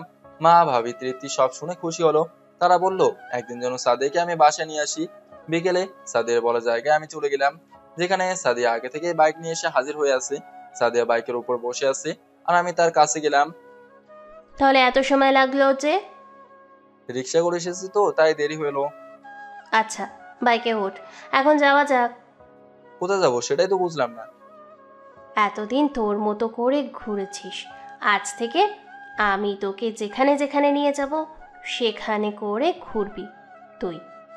ঠিক আছে চলো তাহলে। আমি সাদিয়ার বাইকে উঠলাম। সাদিয়া সবগুলো গিয়ার দিয়ে বাইক চালাতে থাকলো। রাস্তায় ট্রাফিক পুলিশ ধরলেও সাদিয়াকে দেখার পর আর ওর বাবা ভাইয়ের নাম শোনার পর পুলিশ আমাদেরকে ছেড়ে দিল। সাদিয়া আমাকে একটা নির্জন জায়গায় নিয়ে আসলো, আর জায়গাটা অনেক ফাঁকা, তবে জায়গাটা দেখতেও অনেক সুন্দর ছিল। এখানে যে নিয়ে আসলি? কলেজে বললি না মেয়েদের বাইকে উঠতে তোর সম্মানে বাঁধে, তাই তোকে বাইক চালানো শেখাতে নিয়ে এলাম। আমার এসব একটুও ভালো লাগে না। তুই বললে তো হবে না, তোকে শিখতেই হবে। আমাকে জোর করে সামনে বসলো সাদিয়া, আর পিছনে বসলো সাদিয়া। তারপর বাইক স্টার্ট দিল সাদিয়া। সেদিন মোটামুটি বাইক একটু চালানো শিখে নিলাম। যাই হোক, প্রায় শিখে ফেলেছিস, কালকে আর একটু সময় দিলে পুরোপুরি চালানো শিখে যাবি। বাইক চালানো এত সহজ তা তো জানতাম না, ধন্যবাদ তোকে। আমাকে ধন্যবাদ দিতে হবে না, নে চল এবার যাওয়া যাক। হ্যাঁ সেটাই ভালো হবে। মনে হয় আমাকে নিয়ে চলে আসলো। সাদিয়া যে জায়গায় আমাকে বাইকে তুলেছিল সেইখানে নামিয়ে দিয়ে চলে গেল। আমিও বাসায় চলে আসলাম, এসে পড়তে বসে গেলাম। পরদিন কলেজ গেলাম, গিয়ে দেখি তেমন কেউ আসে নাই। তা আমি বট গাছের নিচে বসে থাকলাম। একটু পরে ইতি বাসায় চলে আসলো, কিন্তু সাদিয়া আসলো না। অনেকক্ষণ অপেক্ষা করার পর আমরা ক্লাসে চলে গেলাম। একটা ক্লাস শেষ করে আমরা বাইরে বের হয়ে এলাম। বাইরে এসে দেখি সাদিয়া বাইক নিয়ে বট গাছের নিচে বসে আছে। আমরা সেখানে গেলাম। আমরা তিনজন সাদিয়ার কাছে গেলাম। আজ দেরি হলো কেন? একটু দেরি হলো একটা কারণে। কি কারণে দেরি হলো? শামীমের জন্য বিরিয়ানি রান্না করতে গিয়ে দেরি হলো। শুধু শামীমের জন্য আর আমাদের জন্য নাই? তোদের জন্য নিয়ে আসবো, আজ শামীমের জন্য। তোরা তাহলে ক্লাসে যা, শামীম খাক। একাই বুঝি শামীম বন্ধু, আর আমরা কেউ না? ঠিক আছে, যাচ্ছি যাচ্ছি। প্লিজ তোরা দুইজন মন খারাপ করিস না। ঠিক আছে। ইতি বাসায় চলে গেল, আর সাদিয়া বাইক থেকে নেমে ওর বিরিয়ানির বাটিটা হাতে নিল, আর আমার হাত ধরে গাছের নিচে বসালো। তারপর বাটিটা খুলে ওর হাত দিয়ে আমাকে খাইয়ে দিতে লাগলো। আমাকে কোনো বলার সুযোগ দিল না। আমি বিরিয়ানি খাচ্ছি, কিন্তু বিরিয়ানির স্বাদটা রেস্টুরেন্টের মতো। আচ্ছা, বিরিয়ানিটা কি তুই নিজে রান্না করছিস? আমার এমন কথা শুনে সাদিয়া খানিকটা ভয় পেয়ে গেল। হয়তো ভাবতেছে আমার মতো গরিব পরিবারের ছেলে বিরিয়ানির স্বাদ বুঝলাম কি করে, কে বানিয়েছে না বানিয়েছে। আমি নিজ হাতে রান্না করেছি, তোর কি বিশ্বাস হচ্ছে না? আরে আমি সেটা বলি নাই, তবে রেস্টুরেন্টের বিরিয়ানির মতো স্বাদ লাগতেছে তো তাই। বাসায় কি রেস্টুরেন্টের মতো করে বিরিয়ানি তৈরি করা যায় না? তা তো যায়। তাহলে কেন বললে এই কথা? জানিস তোর জন্য কত কষ্ট করে সেই সকাল থেকে বিরিয়ানি বানালাম, আর তুই কিনা আমাকে অবিশ্বাস করলি। মন খারাপ করিস কেন? আমি কি বলেছি তোকে আমি অবিশ্বাস করি? তবে তুই যা বলিস না কেন, তোর হাতের রান্নার তারিফ করতে হবে। সত্যি বলতেছিস তো? আরে বাবা সত্যি বলতেছি। তাহলে প্রতিদিন তোর জন্য বিরিয়ানি নিয়ে আসবো। শুধু আমার জন্য কেন নিয়ে আসবি? ওরা দুজন তো আছে। আর প্রতিদিন যদি এখানে ওভাবে আমার জন্য বিরিয়ানি নিয়ে আসিস তাহলে তো ওরা খারাপ ভাবতেও পারে, আর এখানে অন্যরাও অনেক কিছু মনে করতে পারে। সেটা ঠিক বলেছিস, তবে চিন্তা করিস না, তোর জন্য আমি বিরিয়ানি আনবো আর তুই খাবি। বুঝতেছিস না কেন? এখানে এভাবে নিয়ে আসলে সমস্যা হবে। আরে এখানে না, অন্য কোথাও।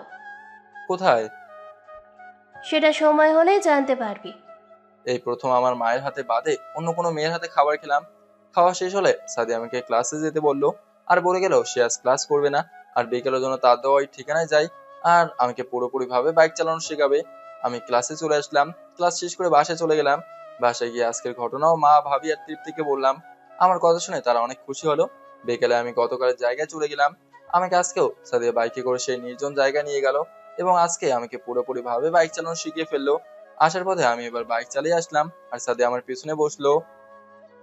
তুই তো বাইক চালানো শিখে গেলি, এখন তোর আর কোনো সমস্যা নেই, তাই না? না নাই। তাহলে তুই বাসায় যা, আমি কালকে কলেজে আসতেছি, বুঝলি? ঠিক আছে। সাদিয়া বাইক নিয়ে চলে গেল, আর আমি একটা সিএনজি করে বাসায় চলে আসলাম। পরদিন কলেজ গেলাম, আর সাদিয়াও কলেজে এসেছে, কিন্তু আজ কোনো কিছু নিয়ে আসে নাই। আমরা চারজন একসাথে ক্লাস করার পর বসে আড্ডা দেই, তখন কলেজের সবাই আমাদেরকে কেমন করে দেখে। হয়তোবা ভাবতে পারে নাই সাদিয়ার মতো মেয়ে কেমন করে এত ভালো হলো আর আমাদের সাথে মিশলো। কলেজ থেকে বাসে গেলাম, তারপর সাদিয়া সহ বিকেলে ঘুরতে বের হলাম। আর সাদিয়া আজ বিরিয়ানি কলেজ না নিয়ে গিয়ে এখানে নিয়ে এসেছে, আর আমাকে আজকেও তার নিজ হাতে খাইয়ে দিল। এখন সাদিয়ার সাথে আমি অনেকটাই ক্লোজ হয়ে গেছি। কলেজ গেলে সাদিয়া এখন আমাদের সাথে আড্ডা দেয়, ঘুরতে যায়। বিকেলে ঘুরতে বের হলে সাদিয়া আমার জন্য নিজে অনেক কিছু রান্না করে নিয়ে আসে আর তার নিজ হাতে আমাকে খাওয়ায়। এখন এভাবে আমাদের দিন চলতেছে। সত্যি বলতে আমি এখন সাদিয়ার মায়ে আটকে গেছি, আর এখন সাদিয়া ছাড়া আমার চলে না। আর প্রতিদিন সাদিয়ার সাথে যাই হোক না কেন সবকিছু বাসাতে এসে মা ভাবে তৃপ্তিকে বলে দেয়, কিন্তু এখনো সাদিয়ার ফোন নাম্বার আমার নেওয়া হয়নি। সাদিয়ার সাথে বন্ধুত্ব হওয়ার পর থেকে আমার নিজের মাঝে অনেক পরিবর্তন চলে এসেছে। তো সেদিন সাদিয়ার সহ ঘুরতে যাওয়ার সময় সে আমার ফোন নাম্বার নিল। এভাবেই সাদিয়ার সাথে আমার সুন্দর সম্পর্ক গড়ে উঠলো আর কি। সাদিয়াও এখন আগের মতো কারোর সাথে কোনো অন্যায় করে না। তো সেদিন কলেজের বট গাছের নিচে আমি ইতি বাসার সাদিয়া বসে আড্ডা দিতেছিলাম, তখন সেখানে রিয়া, মিনা, টিনা চলে আসলো। কিরে, তোর দেখি এই ছোট লোকটার সাথে সেই ভাব জমে গেছে। দেখ না ছোট লোকটা কি সব কাপড় পরেছে, একদম খ্যাত খ্যাত লাগতেছে। দেখ পায়ে কিরকম স্যান্ডেল পরেছে। আমার বাসার চাকরও এর চেয়ে ভালো পোশাক পরে। তাহলে তোদের কি সমস্যা? ওর নাই বলে ও ভালো পোশাক পরে নাই, কিন্তু তোদের মতো ওর মন এতটা খারাপ না। চুপ থাক, দেখেই বোঝা যাচ্ছে কত বড় মনের মানুষ। শোন, আমরা যে তোকে কত ক্লাবে নিয়ে গিয়ে ট্রিট দিতাম, খাওয়াতাম, বাড়ি যেতাম, এই ছোট লোকটা কি সেসব করতে পারে? দেখ না এই খ্যাত ছোট লোকের জন্য কত দরদ উতলে পড়ছে ওর। তাই তো বলি, সাদিয়া কেন এমন ছোট লোকদের মতো বের হয়ে আসে? আমি কিন্তু তাদের কারো চেয়ে কম না। আমার বাবাও কিন্তু কম টাকা পয়সার মালিক না। আমি তো বের হচ্ছি শামীমের সাথে, আমাদের তো কোনো সমস্যা না। তোদের এত কিসের সমস্যা? তুই চুপ থাক, বেশি কথা বলবি না তুই। আমরা তোর সাথে কথা বলতে চাই নাই, বুঝেছিস? তাহলে এখানে কার কাছে এসেছিস? আর শামীম তোদের কি ক্ষতি করেছে যার কারণে ওকে এত অপমান করতেছিস তুই? আমার বন্ধুকে কি এমন বশ করেছিস যার কারণে আমার বন্ধু তোদের কাছে পড়ে আছে, এই ছোট লোকটার কাছে পড়ে আছে? দেখ না এই ছোট লোক সাদিয়াটাকে কোন দিকে পারবে। বড় কোনো জায়গায় নিয়ে যেতে পারবে না, নিজে যেতে পারবে। এমন সব পোশাক পরে এমনভাবে বের হয়, ও কলেজে আসে কিনা বাইসাইকেল করে। শুধু কি তাই, দেখ না হাতের মোবাইল, মনে হচ্ছে বাংলা চলচ্চিত্রের 90 দশকের কোনো নায়ক ভাঙা ফোন ব্যবহার করে। আর সাদিয়া তো ছোট লোক খ্যাত বন্ধুকে একটু আধুনিক হতে বল, এতে তোর জন্য লাভ, বুঝলি? হয়েছে, চল এসব মানুষের সাথে কথা বলে আমাদের ইমেজ নষ্ট করার দরকার নাই। যেদিন সাদিয়া বুঝতে পারবে সেদিন এই ছোট লোককে ছেড়ে আমাদের কাছে চলে আসবে। ওরা তিনজন হাসতে হাসতে চলে গেল আর সাদিয়া ওদের সব কথা মাথা নিচু করে শুনলো। আর ইতি বাসার তো আর কোনো কথাই বলতে পারলো না। যতই বড়লোক ঘরের ছেলে হই না কেন, ওদের কথা শুনে আমাকেও আজ অনেক খারাপ লাগলো। সেই সাথে সাদিয়াকে এত অপমান করাটাও সহ্য হচ্ছে না। আজ আমার জন্য আমার বন্ধুগুলো অনেক কথা শুনলো, তাদেরকে অপমান করলো। আমি যদি ইচ্ছে করি ওদের সবাইকে কিনতেও পারি, কিন্তু তা আমি করবো না। যেখানে আমার বাবা ঢাকা শহরের নাম করা ব্যবসায়ী, টপ 10 জনের মধ্যে একজন, সেখানে তো এরা কিছুই না। আমার বাবার দেশের বাইরে অনেক দেশে বড় বড় কোম্পানি আছে, আর এরা আসছে কিনা আমাকে ছোট লোক খ্যাত বলতে। তোদের বাবা আমার বাবাকে বাবা বলে ডাকবে, যেমন শুনবে আমি শহরে একজন নাম করা বিজনেসম্যানের ছেলে। এখন ওরা সবাই মন খারাপ করে আছে। সত্যি বলতে আমি এমন হয়ে থাকি, সেখানে যে কেউ অপমান করবে এটাই স্বাভাবিক।